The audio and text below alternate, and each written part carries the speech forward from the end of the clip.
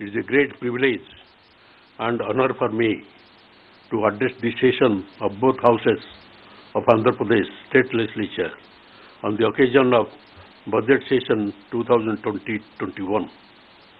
The session is normally held in March, but due to COVID-19 pandemic, it is being held now.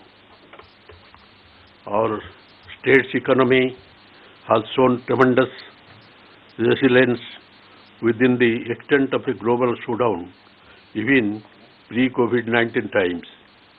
Andhra registered an economic growth rate of 8.16% in 2019-20.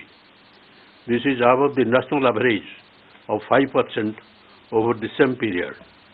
Our services sector has registered the highest growth rate of 9.1%, followed by agriculture and allied sector at 8% and industry at 5%. Our per capita income measured at current prices has increased by more than 12% from rupees 1,51,173 in 2018-19 to rupees 1,69,519 in 2019-20. My government is committed to enhancing citizens and enterprise prosperity and productivity through equitable and inclusive economic development. We intend to strengthen our strategic resources such as water and minerals, our rural and urban infrastructure, strategic infrastructure in the power and transport sectors and industry sector, welfare and Navaratnalu. I am proud to state that my government has turned a new leaf in ushering in unprecedented reforms and rolling the welfare carpet to the doorstep of the deprived sections by empowering them economically, politically, and socially. We have put in place an impossible delivery mechanism of welfare schemes in the form of village and ward secretariats, and at the same time, I am very happy to say that we have fulfilled 90% of our promises made in the manifesto in the first year itself and are taking the state on the welfare path. On the 129 promises made by my government has fulfilled 77 and 39 are in the pipeline, and the rest will be implemented in due course. However, we have implemented 40 new schemes which were not there in the manifesto. Yes, our efforts are blossoming and bearing fruits. Education, healthcare, agriculture and welfare have been given prominence in my governance, and Chief Minister Y.S. Jagan Mohan Reddy has been very meticulous in planning of every scheme to the last details, which has helped in the financial assistance going directly into the bank accounts of the beneficiaries without any pilferage or middlemen. Thus, I firmly believe the very purpose of the welfare schemes is fully justified. The welfare schemes are the outcome of the 3,640 kilometers Padayatra covering 134 constituencies of the 13 districts in a span of over 14 months, during which time people of various sections have vented their plight and their small needs to Y.S. Jagan Mohan Reddy, which were translated into promises that found place in the manifesto. My government has spent 42,000 crores benefiting 3.98 crore people under various schemes during the year. The entire amount was transferred to the beneficiaries' accounts as unencumbered accounts, which does not allow the banker to deduct the money for any old dues of the beneficiaries. Education. The welfare in education being with the Amma body, where the mother is incentivized for sending her children to school, and my government is the first and the only one to introduce such a measure. Rupees 6,350 crores at the rate of 15,000 each have been given to 42.33 lakh mothers, benefiting 83 lakh children under this scheme. The scheme covers students from class 1 to intermediate.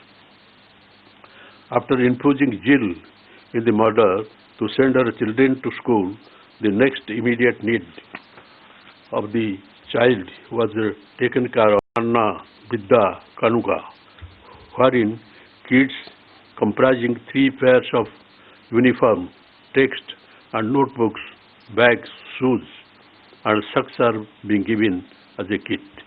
This has cost 656 crores for 39,70,899 students. The midday meal scheme has been refined by adding taste and variety into the menu, which the Chief Minister had taken personal interest in deciding in keeping in view the nutrition and other factors in mind.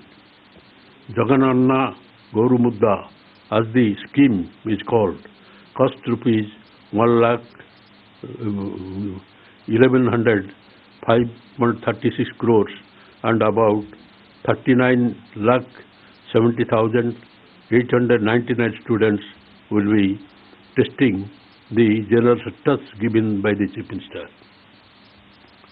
When the child enters the graduation, full fees reimbursement besides allowance for hostel and mess charges are also taken care of by my government. Under Jagananna Vidya Divana, rupees 3,857 crores was given to over 18.51 lakh students as fees reimbursement. Under Jagananna Vasati Divana, rupees 1,221 crore are given to 15.57 lakh students residing in hostels. In 2 installments, about rupees 2,200 crore will be given. The amount will be deposited in the mother's bank account. In the final year of graduation, the last semester will be dedicated to skill development and internship to prepare the students to boldly face the competitive market, as the student will emerge with better employable skills. This is how education is taken care of from class 1 for professional courses.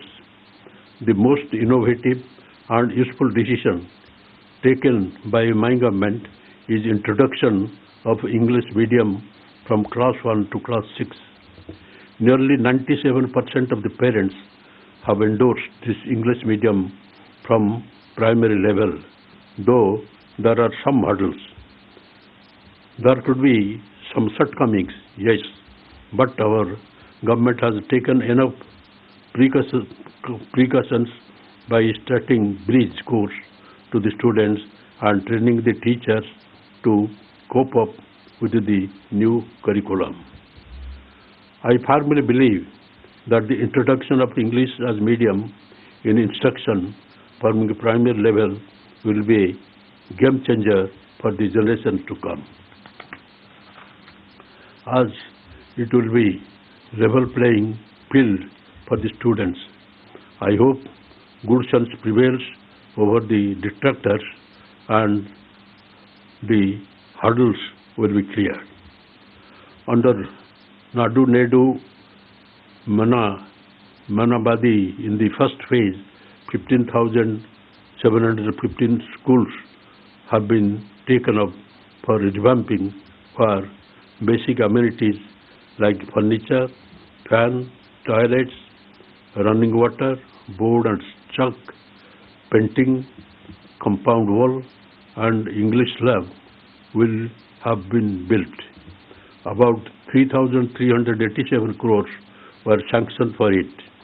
All 45,000 schools will be revamped in phased manner in 3 years. Health. Coming to the health sector, my government has provided oxygen to the YSR Arogyasri scheme, which was ignored by the previous government. The state has spent so far rupees 1,534 crore, extending the benefit to 6.25 lakh people. The number of medical ailments covered under the scheme has been increased to 2,059 from 1,059, and it has been extended to 13 super specialty hospitals in Hyderabad, Chennai, Bengaluru for 716 medical procedures. Pension is being paid to patients with chronic disease up to rupees 10,000. Hospitalization over rupees 1,000 comes under purview of YSR Arogyasri. Under YSR Arogya Asara, financial assistance of 225 per day and up to 5,000 per month will be paid during the post-surgery recovery period for patients, and the state has spent rupees 72.82 crores covering 1.06 lakh beneficiaries. My government has spent rupees 53.85 crore under YSR Kanti Berugu, covering 67.69 lakh students. In the first and second phases, screening was conducted in 60,401 schools. The third phase is in progress. A total of 560 crores will be spent on this scheme in 6 phases. This apart, my government is planning to start 12,000 YSR clinics near all village ward secretariats and a fleet of 1,060 vehicles of 108 and 104 ambulance service are ready to take up. YSR telemedicine is a big hit where the doctors have a virtual intervention with the patient, diagnose and prescribe medicines. Under Nadu, government hospitals would be upgraded to national standards. Rupees 15,337 crores was allocated for that purpose. In adding to the existing 11 teaching hospitals, 6 more will come up. Agriculture. YSR Raitu Bharosa is the another scheme which has completed its full circle and the second round was begun. Though the promise made was for 12,500 for 4 years, my government has extended it to 13,500 and for a period of 5 years to be paid in 3 installments, one before Kharif, one before Rabi and the third during Sankranti festival. The state has spent rupees 10,209.32 crores benefiting 49.44 lakh farmers, and ours is the only government to extend the benefit to tenant farmers as well. This was never done before.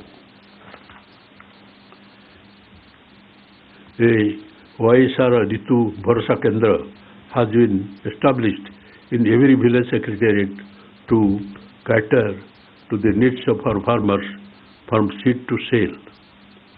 We are also establishing 147 YSR agri-testing labs at the constituency level and 13 labs at the district level to increase agricultural production. A price stabilization fund of rupees 3,000 crores has been set up to ensure minimum remunerative price to the farmer.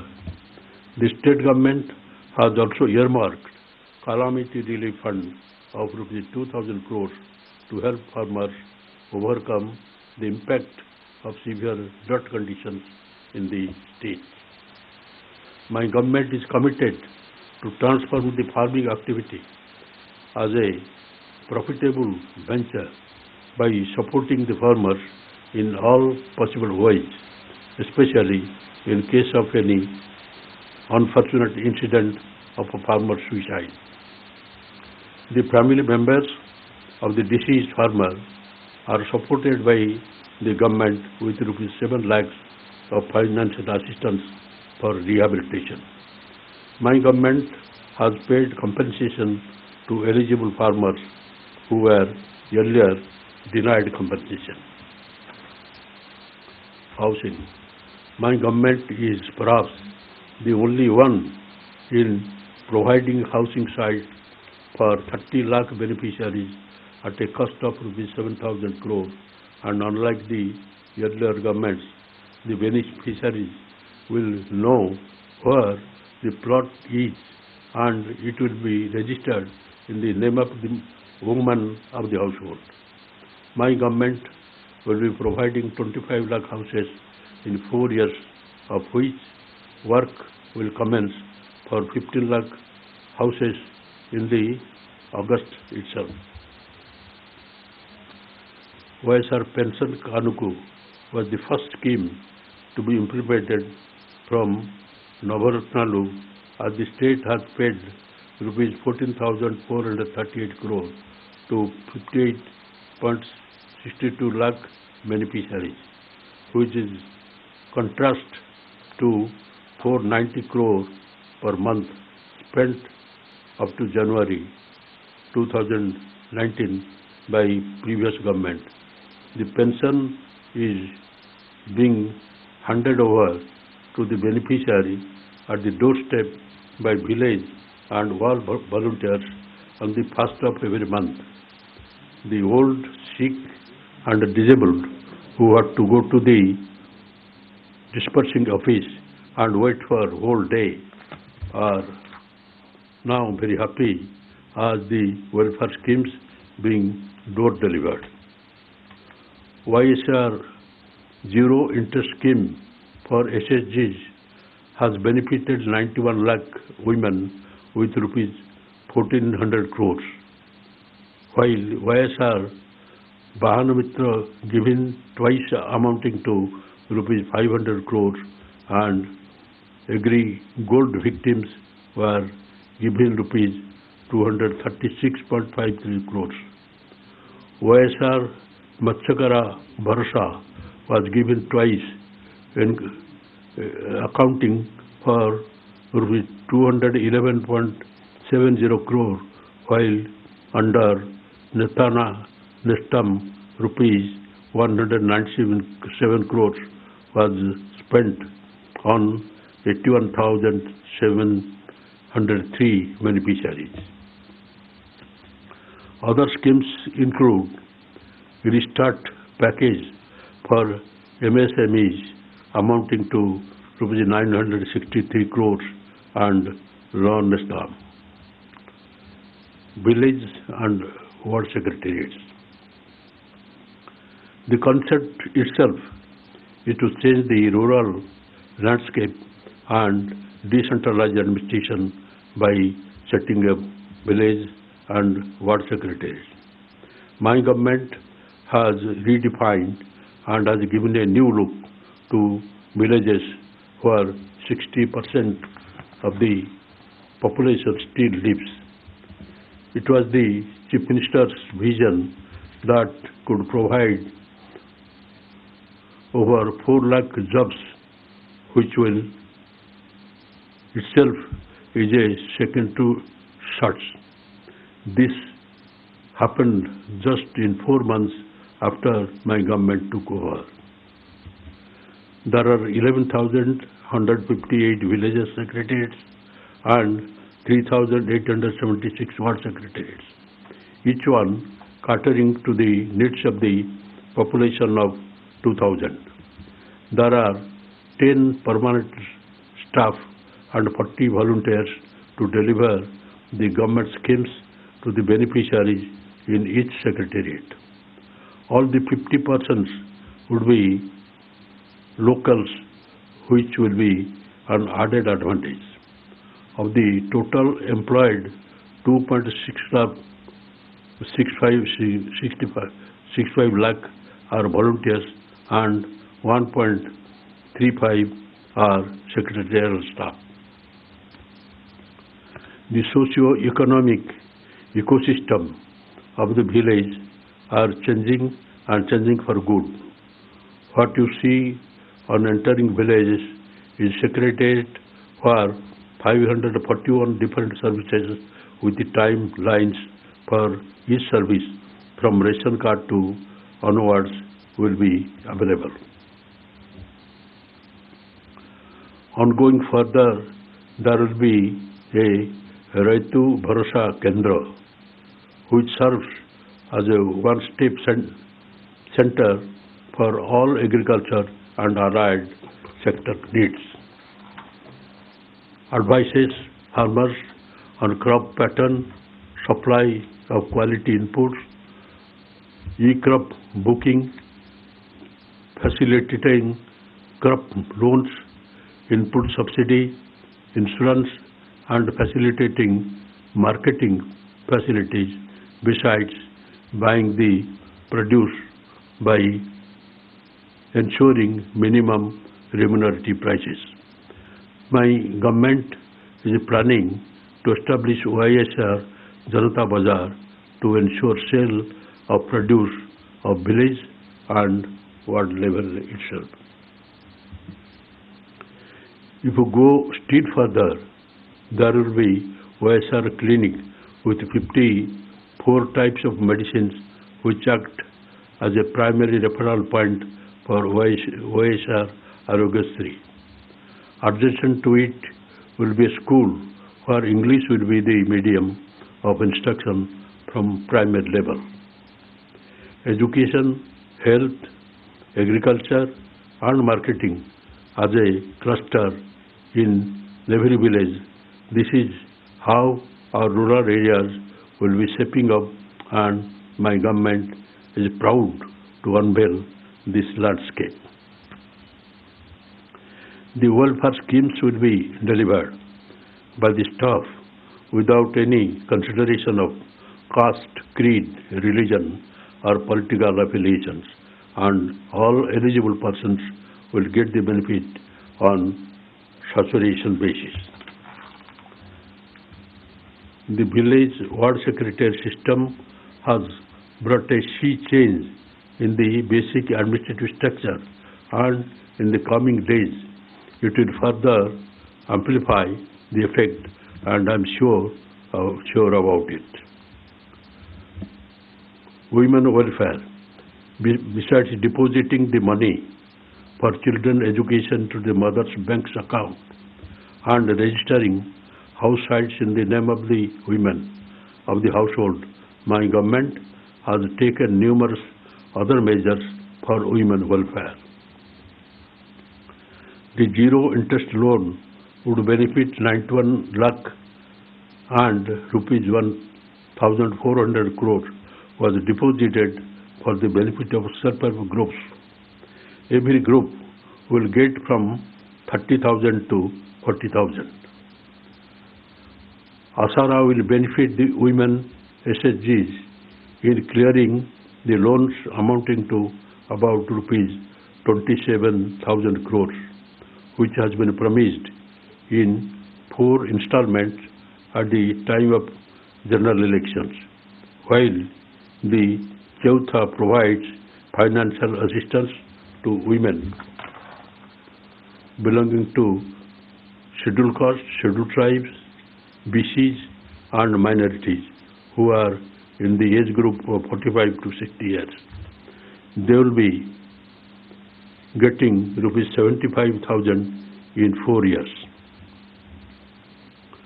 To empower women on the political and economic front, 50% reservation are provided in nominated posts and nominated works. Our government has brought in a DISA bill to take fast and stringent actions against those involved in crime against women, and Honorable President's assent is awaited. Development. Rural infrastructure and other developments. Road connectivity triggers economic growth and facilitates new economic opportunities for people and enterprises. Under Pradhan Mantri Gram Sadak Yojana, between 2020-2024, we intend to lay an additional 3,285 kilometers of roads connecting facilities like agricultural, market centers, schools and health centers. A key priority is to enhance productivity of the degraded land to facilitate greater rural employment opportunities and rise in income levels. Towards this, we are focusing on watershed development programs that develop degraded land resources to enhance land productivity. We are also advancing livelihood security through wage employment programs such as MGNREJs. We have implemented the MGNREJs in 12,914 Gram Panchayats across 661 mandals. Presently, in 2020-21, our state ranks first nationally, generating over 10.68 crore person day of employment as on date.